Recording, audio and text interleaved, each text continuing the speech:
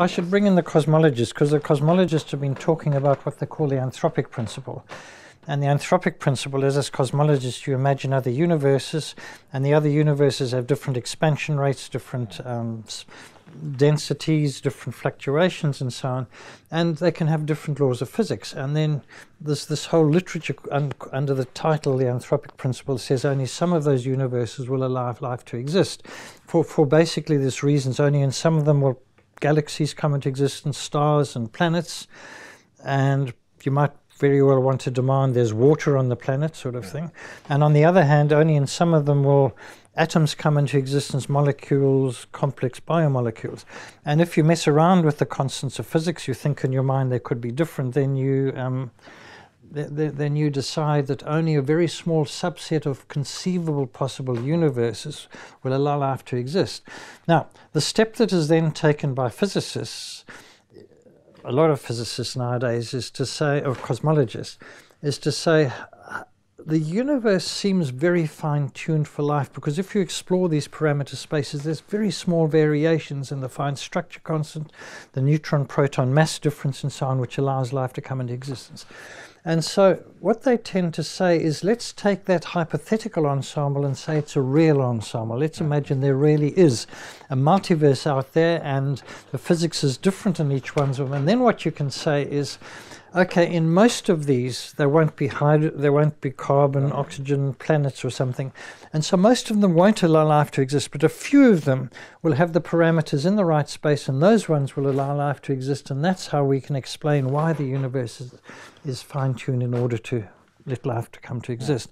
Now, I think biologists find it difficult relating to that argument, but for physicists, it's a fairly natural kind of argument. And that's basically a possibility space argument. You say, well, let me look at the possibility space. Yeah. And then there's a difficulty is, what's the metric on which I'm comparing those things? And there's a huge problem with the metric, because a lot of people claim that the space is infinite, and there's a mathematical problems. As soon as you've got an infinite space, you can get any probability you want by choosing your measure. Yeah. So I mean, yeah, exactly. So one of the arguments in the philosophical literature about fine-tuning has been a question about normalizing these probabilities, right? So the argument is, if the range is effectively infinite, then it doesn't matter what range you have, it's always going to be... Yeah, but let's suppose for a moment that we ignore that problem. Let's suppose we can do that. And so what you've got to have to make this work, you've got to have a physical realization of this to make it a mechanism which can work. So there's got to be all of these bubbles out there, these other universes with different expansion rates, different constants of physics, and so on. In order to make it work, you've also got to have different physics in each of those. Now that's a whole another problem. And string theory or M theory is supposed to provide the context in which that will happen, because in string theory or M theory, there are different vacua which result in different constants of physics, a huge number of possible constants of physics. But we don't know if that's a correct description, and it may or may not be a correct description. So there's a big question mark over that one. We don't know if there are these other bubbles in the universe or not, because we can't see them. We can't prove that. So there's a big question mark over that. But then you've got to join them together, and you've got to say that there's some mechanism which makes these other possible vacuum get realized in these different bubbles, and that's another hypothetical. So there's three big question marks in this as an explanatory mechanism. Nevertheless, some of my colleagues are saying very loudly, particularly in public lectures and books, that this is truth, and this explains why the universe is such that we are here. Now, from a philosophical viewpoint, there's a problem with this, is because they are producing a theory of the multiverse in which they have got some kind of physical supposition which leads to the existence of these different kinds of laws. In other words, they've got a higher set of laws. And all of the same issues arise for this higher set of laws. So I, as a theoretical cosmologist, I could construct you a multiverse in which there isn't life possible in any of the universes, or another one in which life is possible in all of them. And there is no way whatever to test whether this alleged laws of creation of the universe has the properties which are claimed in order that the multiverse will exist and will allow life to exist in at least some universes. And so it's a very interesting claim. It's a logical line of argument. It's a philosophically good line of argument. But whether you can make it physics is not absolutely clear. Whether you can make it testable physics, the answer almost certainly is no. And so then the question comes, does something have to be testable in order to make it science? And that's one of the battles I'm fighting at the present moment. So one of the things is we can look at these other possible universes and look at ones where the constants are slightly different from ourselves. Yeah. So not so different that they don't allow planets and stars to form. Yeah.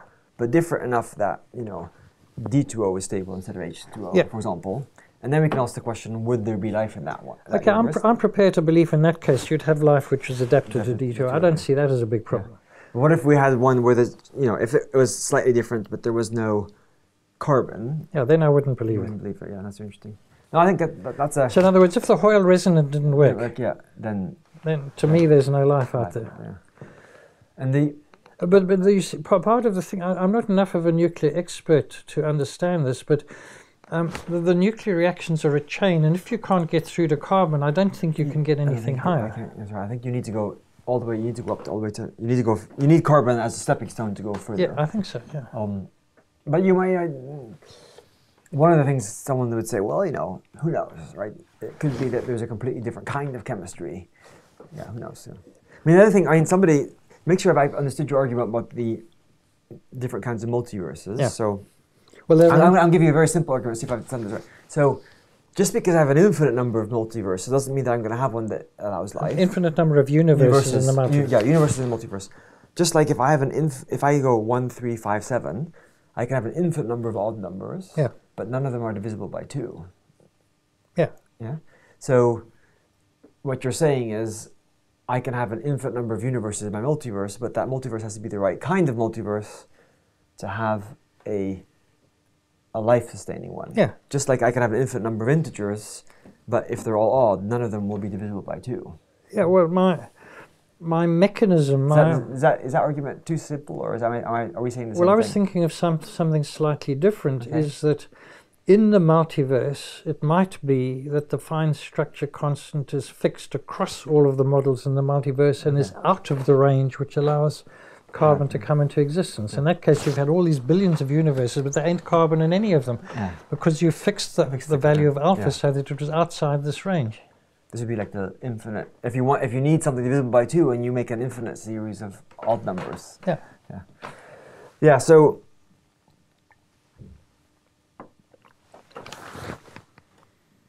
So what do you think are the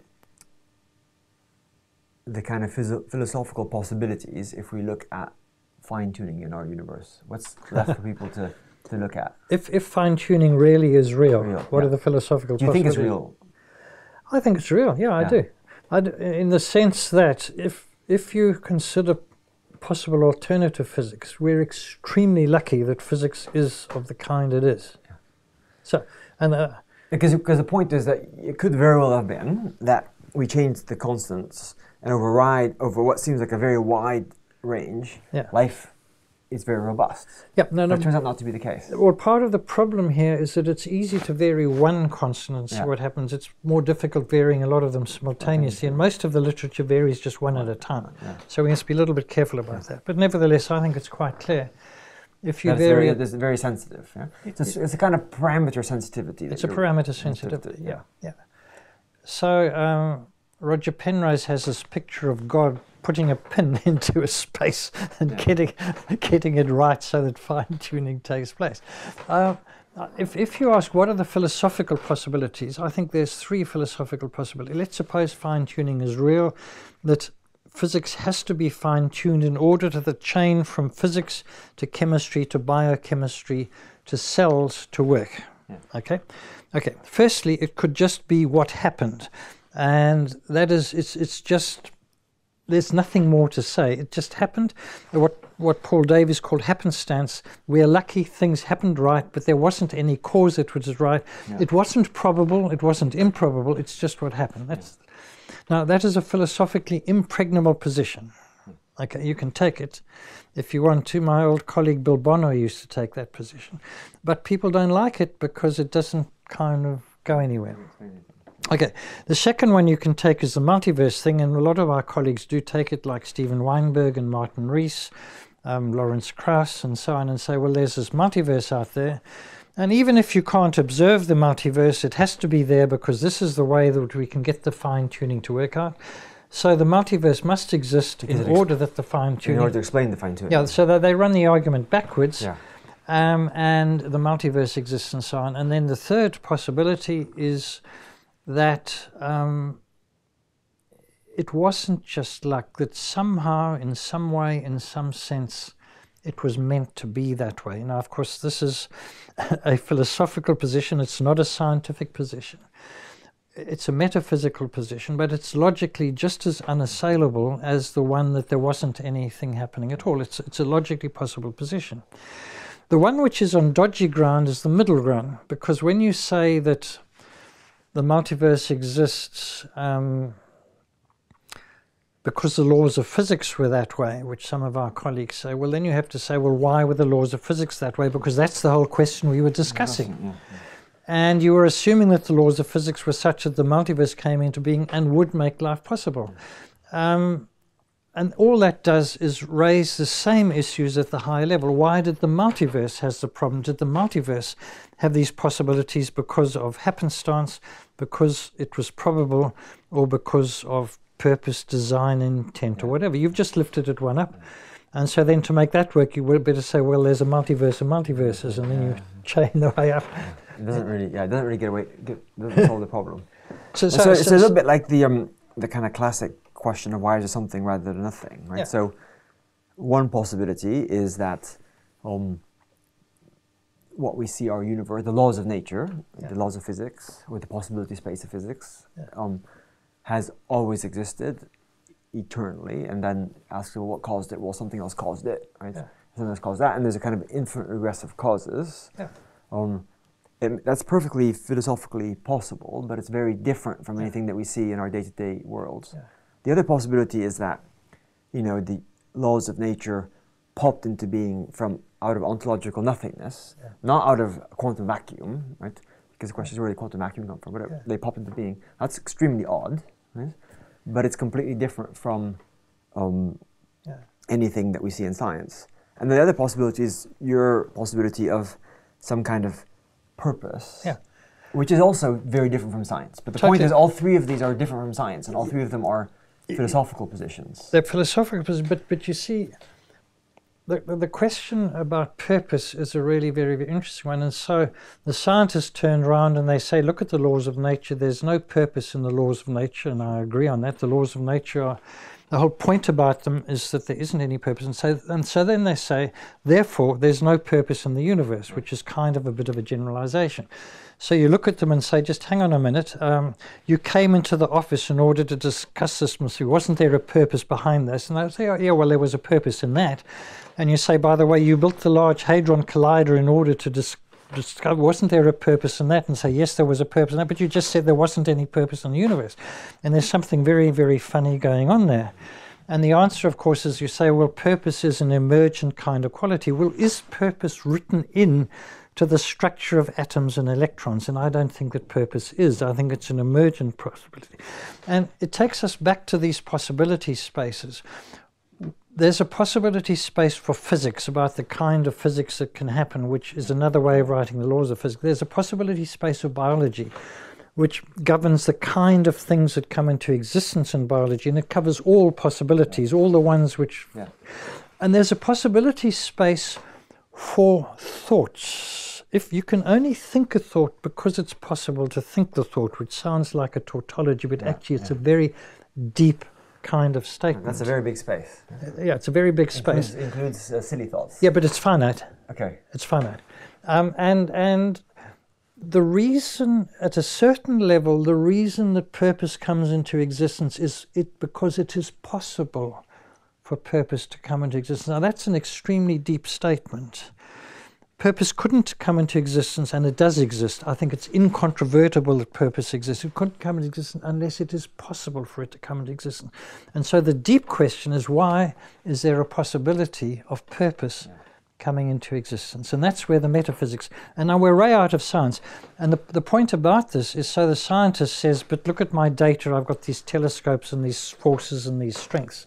And my response to them is, yes, but look about this library. What are all these books in this library? Look at history, look at ethics, look at aesthetics and so on.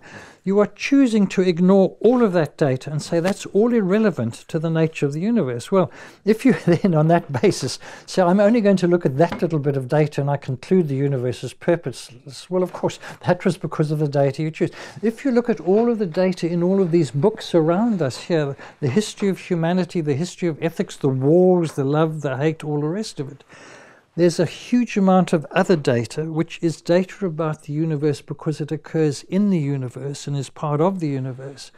And you must take that into account too, if you want to enter this philosophical territory. There's no obligation on a scientist to enter that philosophical territory. But if you want to come with a statement about purpose in the universe or not, you do have an obligation to take into account all of this other data, as well as the data which you get by your telescopes, your microscopes, your laboratories, and your particle colliders. Because otherwise you're essentially engaging in nothing but theory. Yeah. Yeah, it's nothing but theory. There's nothing but molecules. And in fact, I mean, people who say that there is no purpose in the universe, they've got this weird kind of thing that there's this barrier in their mind. They're bipolar.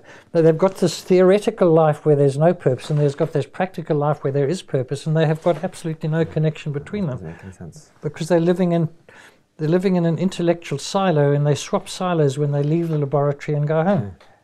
So I want to chat a little bit with you on this idea of these possibility spaces that exist. So maybe the most classic one would be the possibility space of mathematics. Yep. Right? So mathematics, most of us, myself, and who engage in mathematics, we think that the mathematics that we've discovered is actually discovered. I mean, part of it's created because we obviously write it in certain ways, use certain representations, but the fact that square root of 2 is an irrational number, or that 2 plus 2 is equal to 4, or those are things that we discover, and they're not empirical. Just like when Andrew Wiles proved Fermat's last theorem, nobody needs to do an experiment to show that he was right, because it's a fact that's outside. And so what's interesting is if you take a really hardcore physicalist position and say there's nothing but atoms and molecules, then you have a huge problem in explaining where this mathematical truth comes from. Yeah, correct. And that would be perhaps fine if this mathematical truth just lived out in some abstract space where it never impinged on the natural world.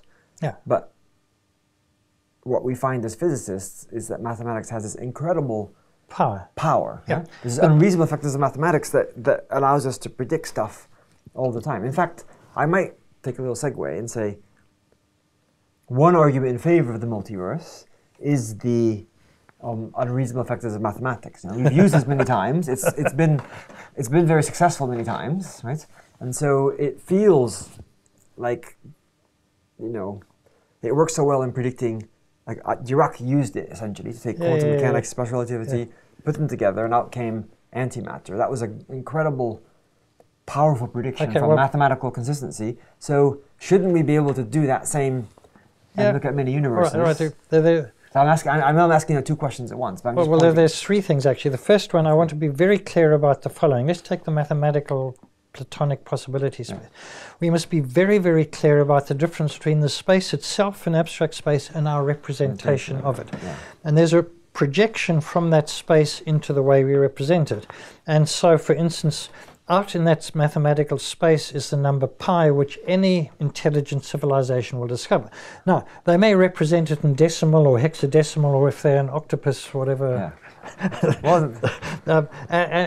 Pi are actually remarkably intelligent. So the social construction part of it is the way that you represent it, and the fact that we didn't know about it 10,000 years ago, and we do know. So the projection changes, but that hasn't changed the mathematical structure in any way whatever. And I think that's really important, because I think a lot of the complaints about this are to say, but mathematics changes with time. Our understanding of mathematics changes with time.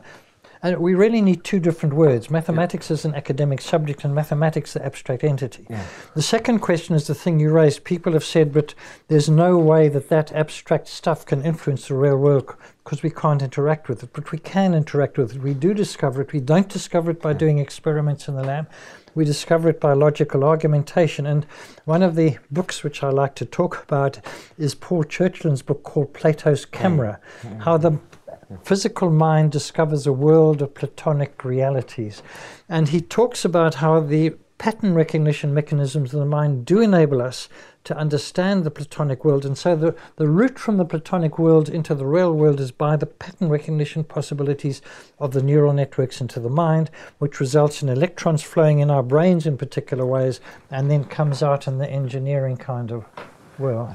Yeah. So it's not uncommon for people to say, well, you know, we have these pattern recognition systems in our brains, and they create the sense of patterns that we see, which is what we call mathematics. So mathematics is just, you know, it's the outcome of certain pattern things in our brain, nothing more than that. Yeah, but how did the patterns get into our brain?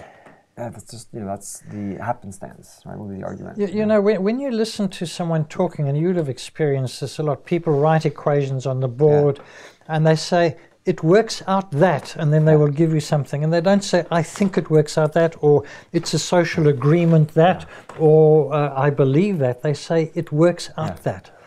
I'm just pointing out because I've had this pushback from non-mathematicians quite frequently. Say, well, but they've never experienced it. They've never experienced the mathematics. I think if you experienced it, it's really hard not to feel its power. And you know, it goes back to C.P. Snow in The Two Cultures. For a real education, people in the arts or social sciences should be made to learn a few mathematical proofs, and they should be made to do a few experiments to see how the hard facts of the way nature is, cannot be changed. It is. And you can wish anything you like, but physical experiments will tell you the way physics works, and logical argument will tell you the way mathematics is, and you don't make it up, you find out how it is. That, I just want to, but I think you agree with me 100% on this, it is nevertheless the case that the way that we do science is heavily influenced by our society and by sociology and by power structures. And the way that we represent mathematics is linked to those kinds of things.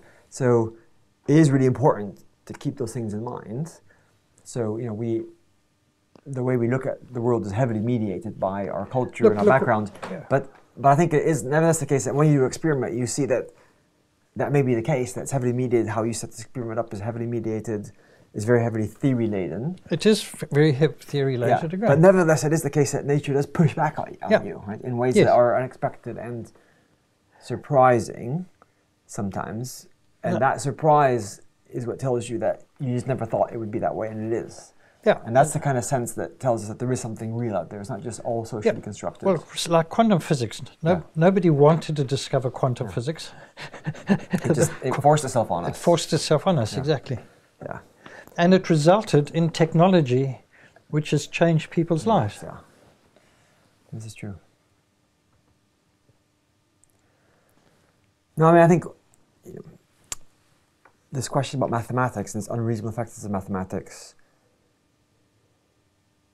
it's hard to explain to someone who hasn't experienced it.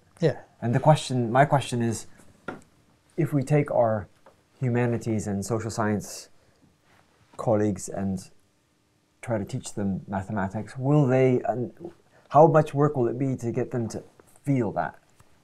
You have to experience it. You can't do this intellectually. You can't read about it. You've actually got to settle down and do it. It's like computer programming. You can read about computer programming, but you've actually got to settle down and do it in order to find out. And well, it's like all sorts of other stuff, riding a bicycle, you name it. So now in the two cultures thing, you've said that the humanities and the social scientists to do some experiments and learn some mathematics. But you're also saying that the scientists really ought to do a little bit more philosophy before they start talking about this. Absolutely. I think that's very important. I think a lot of our scientific colleagues are currently both poo-pooing philosophy and themselves indulging in philosophy, which is very ill thought out philosophy. Yeah, I think that's right. So there's And the classic case of people claiming they've explained why there's something rather than nothing. yeah, why They just misunderstood the question. they're just redefining terms. Yeah, I mean, it's largely meaningless. Embarrassing, actually, sometimes. Yeah. Well, For us, I feel embarrassed, but as a scientist, but that's a different story. And so one of your big, I guess, drives has been to try to help scientists who have veered into philosophy without recognizing it. yeah. Help them see that is actually what they're doing, Well, and then ask them to use the tools of philosophy Yeah. to engage in philosophical I speculation. want scientists to recognize the limits of science Yeah.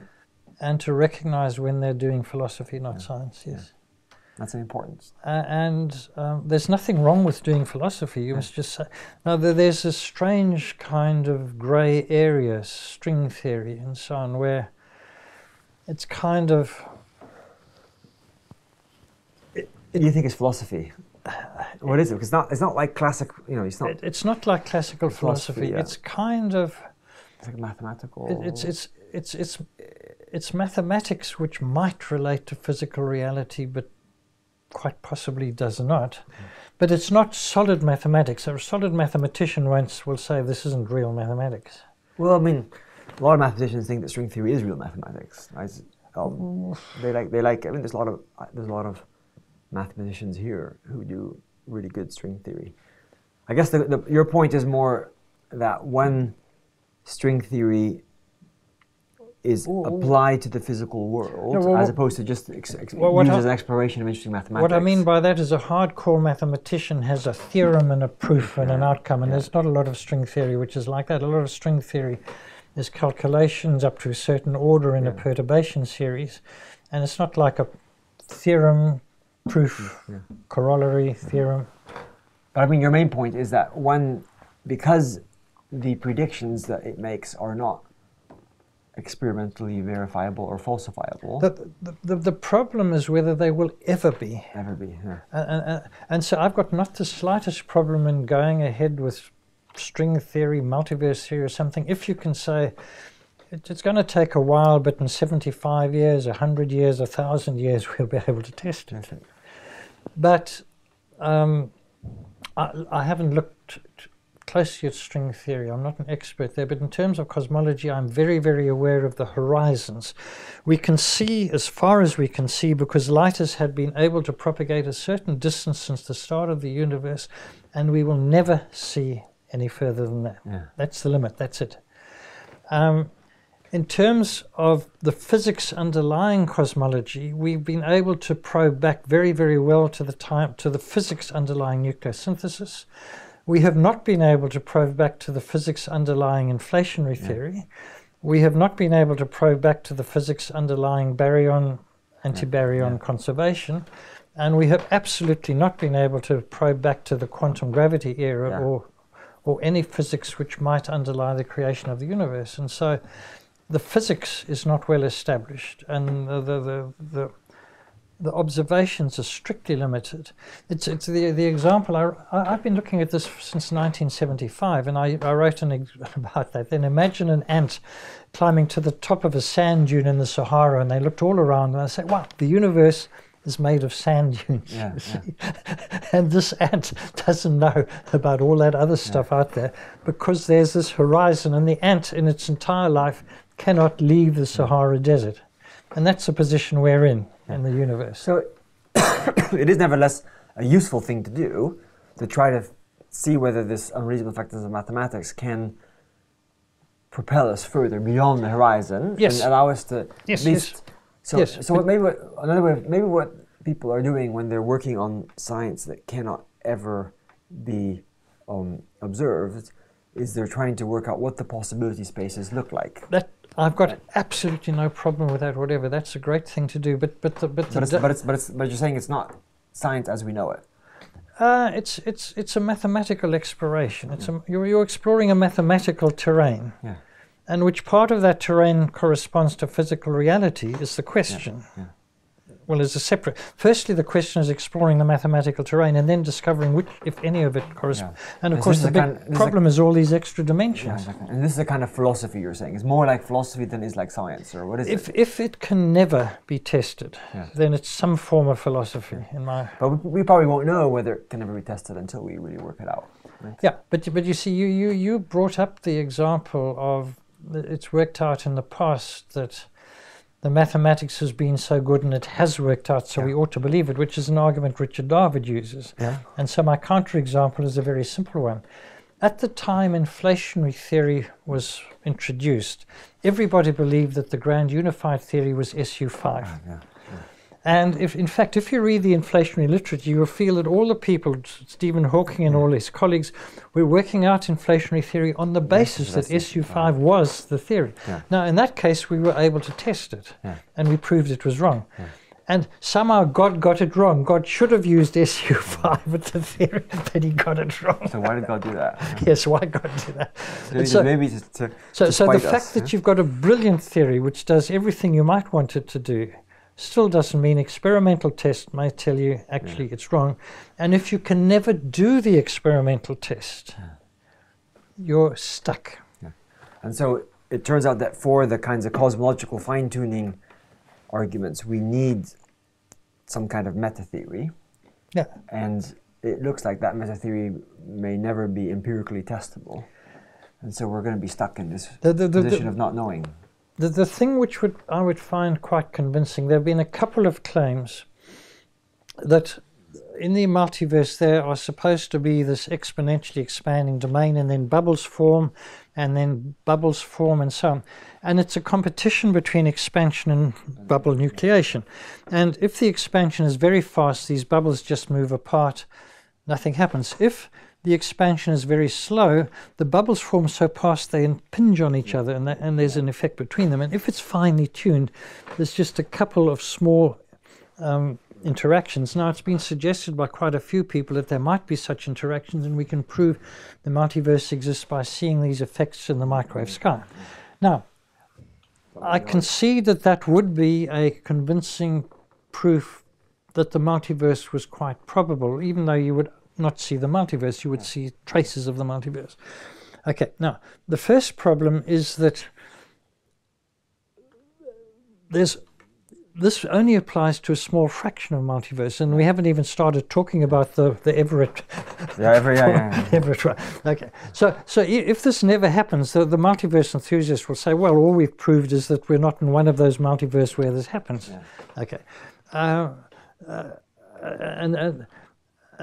but what I would find very convincing was if you saw those circles in the sky and you were able to prove that in that circle some constant of nature was different than in that other circle over there. And if you saw that, I would throw in the towel and say, you guys have been right and I have been proven wrong, and you have proven convincingly enough that a multiverse exists, if that were to ever happen.